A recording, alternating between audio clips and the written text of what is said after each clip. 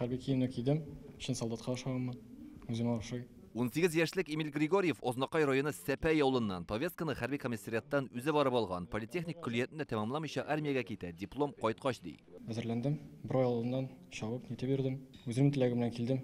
Әти абый служа итте. Әтигә әйткәч, мен армиягә китәр дигәч, әти шатланды. Абый да шатланды инде. Туганнар белән җибәрделәр бергәләп. Менә ул язгы чакырылышта беренчеләрдән булып китүче 20 егет.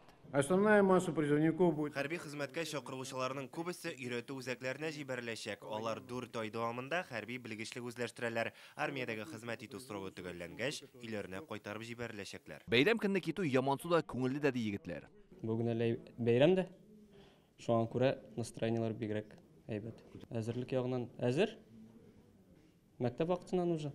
Все нормалар ГТОның все нормально. Хәрби хезмәт безнең милләтебезнең табигатына асылында салынган, ул безнең тарихыбыз, безнең чал тарихыбыздан килеп чыккан. Шуңа күрә татар кешесе хәрби хезмәткә барырга тиеш. Татарстаннан армиягә алынучылар Мәскәү Кремленең президент полкында, Балтык, Кара диңгез флотларында, фәнни ротларда һәм башка гаскәрләрдә хезмәт итәчәк. Язгы чакырылышта 3000-гә якын татарстанлы армиягә алыначак. Инде бүген бирдә хәер-фатиха алган 20-гә якын егет кичен поезд белән Түбән Новгородка юл тота. Нәкъ менә шунда хәрби тормыш башлана да инде. Инде 1 елдан алар чын ират булып туган якларына әйләнеп кайтырга тиеш. Илдар Сафиуллин, Данил Филатов, Яңа гасыр каналы.